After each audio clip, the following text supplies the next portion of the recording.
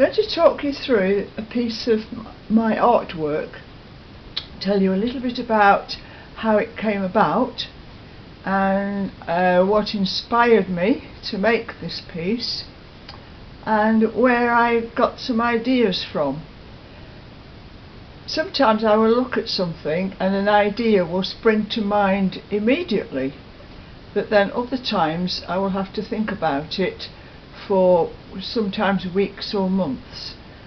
But when I saw a piece of fabric in the scrap store, it jumped out at me as the possibility of making an artwork. I'm just going to hold up a piece of fabric, and this is what I saw in the scrap store. It's a piece of William Morris upholstery fabric. Right, when I saw that I thought, oh, it's fantastic, I love it. And then I turned it round and looked at the other side, the back of it. And I looked at that and I thought, there's another picture there. I can make a picture out of the back of this fabric. So the fabric cost me virtually nothing. I like to use found materials, rubbish that people throw away, rubbish that I throw away, and try and construct something from it. So I've got the back of the fabric here, and my first thought was to stitch on some of these long twining branches and put some leaves on. This fabric here is an old ironing board cover that someone gave to me, so I've stitched it all on there, taking it right across there. And then I thought, I've got to make a big feature of this, and I've made it even bigger by adding this silvery it's elastic actually, it's silver coated elastic. So I've added that on to bring it higher and make a bigger feature of it. The pink flowers I just cut from another piece of fabric.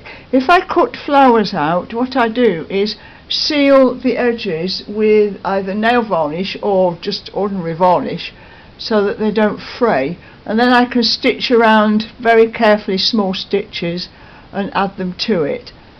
And then I outlined the main flower there with again the silver coloured elastic, and I filled in all the beads there. So I've sort of stretched this out far bigger than the piece on the other side. The bottom I've added a little sort of bowl with some leaves on, silver backed paper, and I just stitched it on with the stitching. It sits on a pond, so I assume it's like a water lily. So I made the pond then out of silver and blue, anything that I had I stitched it on, pieces of netting, fruit bags, any bit of silver ribbon, and I run the machine up and down it quite a lot of times to sort of flatten it to make the pond. The fishes are credit cards, so I needed to stick them on but not show the stitching. I don't like glue really, so these are actually sewn on. In fact, everything is sewn on. So what I did was I made 2 holes in the centre of each fish there, and I stitched them on, and then made a small piece to cover that stitching, and I did have to glue those little small pieces on. The eyes also, I've got a hole through so that I could stitch it through the eyes. And then I thought, put some straight up stems with flowers on, and you can see I've alternated the yellow on the outside edge and red in the centre, and I made it the opposite on that side. The little bugs, the beady bugs, are flitting around. I made them. I had a book to show how to make them, and it was quite easy actually. Little beady flowers as well, just beads, thread on wires and bent into shape. What else have I used? This big piece here was another flower that I cut from a piece of upholstery fabric, again sealing the edges with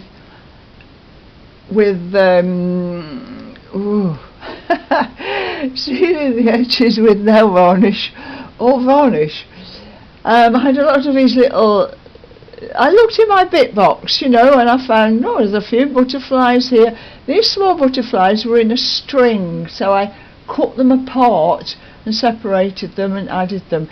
Now the flowers here are quite interesting. They're made out of aluminium drinks cans, and the gold bit in them is an old tube of tomato puree. So if you cut your tube open, you'll find it's gold inside, and it's easily manipulated. You can mould it into and bend it into different shapes.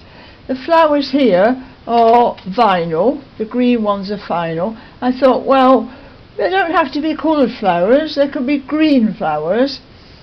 The outer edges is some kind of gift wrapping, I think. I keep all kinds of bits and bobs like that. So what I did was cut strips, but I made it straight on one edge and rough on the other edge, and pulled it. I tore the edges to make it a rough edge, so that it looks like there's moss growing in. I call the picture my secret spot in the forest. It's an enchanted spot in a forest. So this is how it all came about.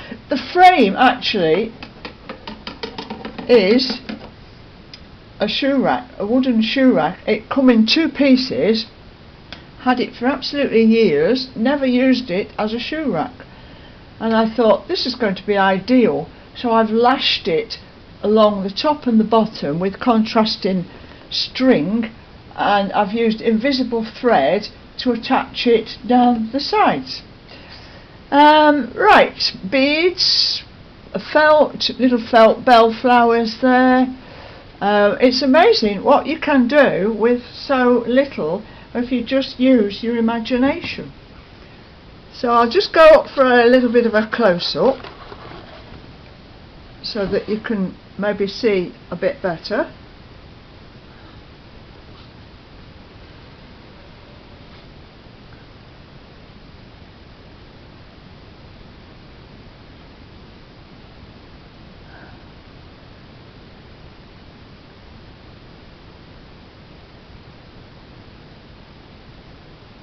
I like the way the metal shines in the light, and I've got little sequins on the flowers there. Oops, we're going out of focus. I'm going too close now. When I start off something like this, it just sort of takes on a life of its own and grows, because I've got a bit of an idea in my mind what I want to achieve, but not much idea on how to get there. So I keep adding, and I look at it, and it would take me, I think, about 2 months to make something like this. There you are, my enchanted forest.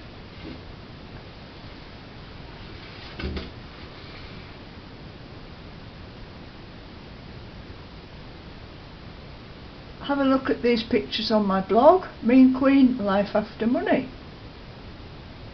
Thank you. Bye.